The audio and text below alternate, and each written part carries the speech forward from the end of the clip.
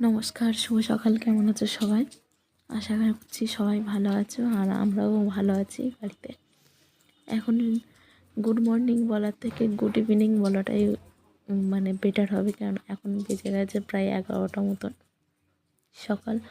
আমার সকাল হয়েছে প্রায় 5:30-6টা নাগাদ, আর প্রচণ্ড হারে বৃষ্টি হচ্ছে বাইরে। কাল থেকেই বৃষ্টিটা শুরু হয়েছে, এখনও হচ্ছে। তা এত সকালে ওঠার কারণ হচ্ছে, এর আগে আর একবার একটা লং ভিডিও আপলোড করেছিলাম যে জীবনের কিছু বদল হওয়া ভালো। সেহেতু জীবনের কিছু বদল হয়েছে।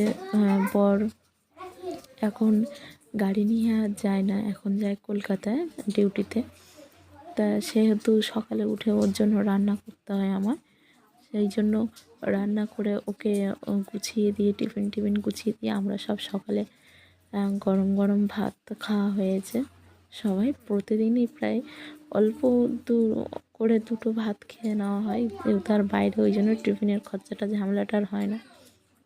তারপরে জামা কাপড় কাচা, বাসন ধোয়া, গ্যাস মোছা, মানে সব টোটালি ওই সব কাজ কমপ্লিট। এখন সবে এসেছি ঘরে, এখন প্রায় বেজে গেছে 11:30, 12টা, 12:30 বাজতে যায়।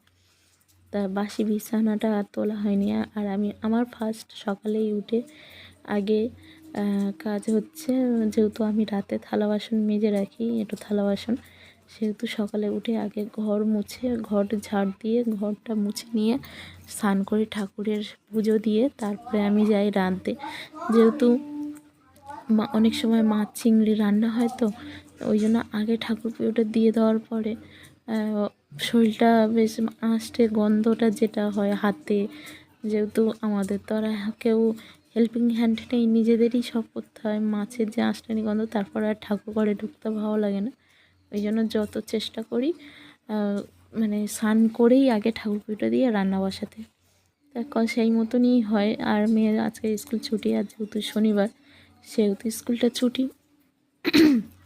তারপরে এসেছি, মানে বাইরের কাজকর্ম সেরে এসেছিলাম বিছানা গোছাতে, আর বিছানা গোছানোটাও কমপ্লিট হয়ে গেছে। আজ 2 দিন মাথার চুলটা ছাড়ানো হয়নি, আর চুলগুলো এখন বড় হয়েছে বলতে গেলে, আমি যখন বিয়ে হয়েছিল আমার চুল প্রচণ্ড হারে ছোট ছিল, এখন সেই অনুযায়ী অনেকটা বড় হয়েছে। আর বড় হওয়ার সাথে সাথে এত হারে চুটের জট, আর মানে এত জড়িয়ে যাচ্ছে, আর সাথে এত হারে চুল উঠছে যে আমি পাগল হয়ে যাচ্ছি চুল ওঠা দেখে। যেহেতু লম্বায় বেড়েছি, কিন্তু আমার চুলে অত গোজ নেই, মানে যেটা অনেকগুলো মোটা যে খোপাটা হয় ওরকম না, আমার চুল অনেকটাই পাতলা, কিন্তু লম্বায় হয়, খুব তাড়াতাড়ি বেড়ে যায়, আমি কেটে দিই, সামলাতে পারি না বলে। সে দেখো কতক্ষণ এক সাইডটা ছাড়াতে আমার অনেকক্ষণ লেগে গেছে, তবুও আমি কিছুতেই ছাড়িয়ে উঠতে পারছি না। আর এক সাইডটা ছাড়াতেই আমার মানে দম হেঁপিয়ে গেছে, যেহেতু এত হারে চুলে আমার জট পড়ে যে ধারণার বাইরে। যখন বিয়ে হয়েছিলাম তখন 1 হাত মতন চুল ছিল, মানে কাঁধ সমান চুল ছিল, এখন কোমর পর্যন্ত গিয়েছে। আর মানে লং ভিডিও বলো বা দাঁড় করিয়ে যে ভিডিওটা বলো, আমি তো করতে পারি না, নিজের চুল নিজে কতটা বেড়েছে সেটাও দেখতে পারি না। আজ ক্যামেরাতে দেখে বেশ আনন্দও হচ্ছে। আর একটা জিনিস, আমার না খুব চুল ভালো লাগে, যে মাথা ভর্তি চুল থাকবে, মানে চুল বড় বড় হবে। অনেকে যেরকম চুল পছন্দ করে না, কিন্তু আমার চুলটা খুব ভালো লাগে।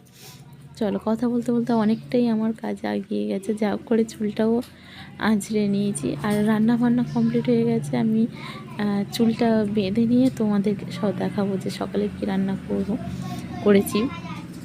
আর আমি একবারেই রান্না করে নিই দুপুরে, আর আমার জন্য কোনো রান্না হয় না, মানে যেটা খেয়ে নিয়ে যায় সেটাই আমরা দুপুরে খাই।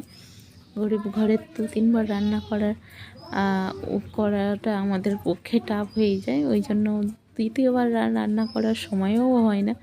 মেয়ের আজ স্কুল ছুটি আছে বলে তাই, সেহেতু ও একটু ফ্রি আছি, নইলে ফ্রি থাকি না। আর এই চুলটা গুলটি পাকিয়ে নিয়ে রেখে দিলাম। আজ আমাদের এখানে চুল বিক্রি হয়, প্রতিটা ঘরের মহিলারাই চুল বিক্রি করে। তারপরে যে চলো তোমাদের কি রান্না করেছি আমি দেখাই। আর এখানে দেখো পুরো কাজটা কমপ্লিট হয়ে গেছে, গায়ে আমি বললাম একটু আগে গ্যাস মুছে কমপ্লিট হয়ে গেছে। আর এখানটায় দেখো মাছের ডিমের বড়া করেছিলাম, কি অবস্থা পিঁমড়ে লেগে, মানে অনেকগুলোই করেছিলাম, দুটো খাওয়া হয়েছে। ওর বাবা নিয়ে গেছে, খেয়ে গেছে, মেয়ে আর ছেলে খেয়েছে, আর এক পিসই ছিল হাঁড়ির মুখে রেখেছিলাম, প্রচণ্ড হাড়ে পিঁমড়ে লেগেছে। আর এখানে উচ্ছে দিয়ে, ঢ্যাঁড়স দিয়ে, সব রকম সবজি দিয়ে, মাছের ডিম দিয়ে চচ্চড়ি হয়েছে। আর এটা মাছের ডিমের দিয়ে বেগুন দিয়ে কষা কষা করে ঝোল। টাটা।